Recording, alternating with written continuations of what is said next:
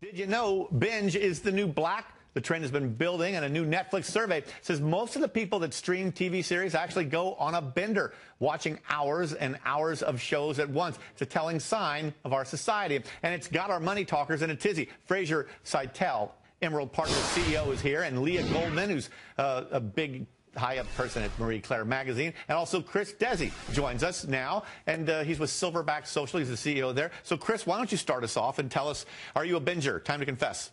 I confess. I'm a complete binger, absolutely. I mean, in today's day and age, when we're busy, we need to be efficient television watchers. We need to make sure that we're going to find our favorite shows. We're going to have efficiencies with one show after the next. There's going to be no commercial interruptions. What's better? I have two little girls, 5 and 3. I have limited time. I confess. So you just sit there on the couch watching Breaking Bad with the two little toddlers? Yeah, gotcha. It sounds so horrible, doesn't it? But, you know, along with 60% of America that's using Netflix, I'm binge watching, absolutely. Right. And Fraser, you said you just stayed up all night watching the first season of Homeland. First season of Homeland, and I don't get excited about anything, least of all television.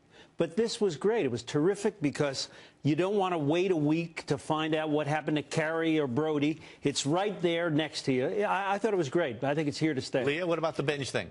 You know, I'm just coming off a major binge of Game of Thrones, so Team Baratheon over here. But I wouldn't call it binging. It's more a reflection of this instant gratification that people need. We want it now. United States of give me, give me, give me. I can't wait for it. This is the death of the cliffhanger, and TV will follow this direction. Chris, the death of the cliffhanger is a great line. Of course, a print journalist said it.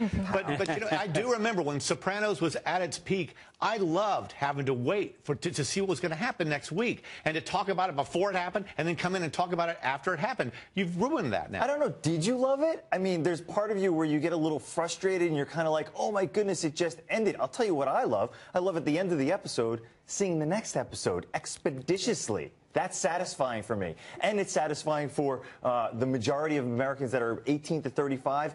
Netflix is almost overtaking cable. Netflix has 43% of those viewers. Cable has 46%, nipping at the heels. And I'll only add that, speaking for the younger demo, just to bring the room down a little bit. Younger people, it's not about talking at the water cooler. Bo Willimon, one of the writers of House of Cards, said, "Water cooler, what's that?" We don't do water cooler. We're on social media right away. It's not about waiting for anything. That's not how we interact with it. And you see, what I would say is I represent the demo from 19 to 40. And in my age group, what I found so refreshing about it is sometimes you like to wait a week. You really do, but not always. Something like the first season of Homeland, you wanted to get into it, and there it was. I think the choice is terrific. Do you think the viewing experience is different? Now, I couldn't believe, Chris, that you actually said, well, it's more efficient. Yes, that's what I'm being more efficient with this. But do you think it changes how you feel about a show? It does. I think so. Absolutely. You become a little bit more attached to the show, and you're experiencing it one episode after the next. There's a better story arc. It feels more like a movie experience, frankly, when we watch at home. My wife and I will sit down. We'll watch 3 hours worth of a half-hour show back to back. It does feel like that movie experience. I also think it's very emblematic of where we are at as a society. We are a nesting culture right now. It's all about our homes. We're holing up in our houses. We're investing in home theaters. We want to, believe it or not, we want to hang out at home. Friends, kids, siblings, spouses, you know. Right. Now, do you guys think that this is yet spilling back over into Hollywood? Because understand, Netflix put out new numbers today and said, we looked at 10 popular shows, half of viewers, when we post them all at once, like they did all 13 episodes of House of Cards, half of viewers watch it within a week. Leah, do you think this is yet spilling back into Hollywood and they're starting to write differently and construct story arcs differently? Well, the rap in Hollywood has been for a while now that TV is the most interesting place to work. More creative freedom. It's better for writers. It's a writer's community. And so you're seeing a migration of talent to television. Absolutely, that has an impact on the film community. They're watching very closely. And frankly, the talent is migrating to TV. The talent themselves are bingers, probably, Fraser. You know, what I would say, though, it's like a movie. In other words, you sit there, if you're binging, you're there for 3 hours watching a movie, watching 6 episodes back-to-back of Masters and Johnson.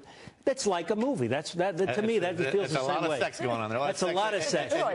Well, there is a downside to this, though, guys. It turns out Netflix disclosed recently in an SEC tiny little paragraph, said, well, you know, if people are binging, that means the shelf life of our shows doesn't last as long. That means we have to start deducting the cost. They spend $6 billion on content and deduct it faster. That could hurt Netflix earnings. And if it could hurt Netflix earnings, and if binging requires Netflix to make a change, you got to wonder about Time Warner content. You got to wonder about Viacom. Leah, you got anything on that? But it's bringing down the whole model in terms of the cost. All the content producers are realizing we got to make it cheaper so that we can compensate for the fact that the shelf life isn't there. We know that this stuff doesn't have a syndication afterlife where typically you see shows generate the real big bucks. It's not about that anymore. It really is. It's a revolution in the business model. You know, Amazon just put up a new show, Beta House, about 4 Republican congressmen living together.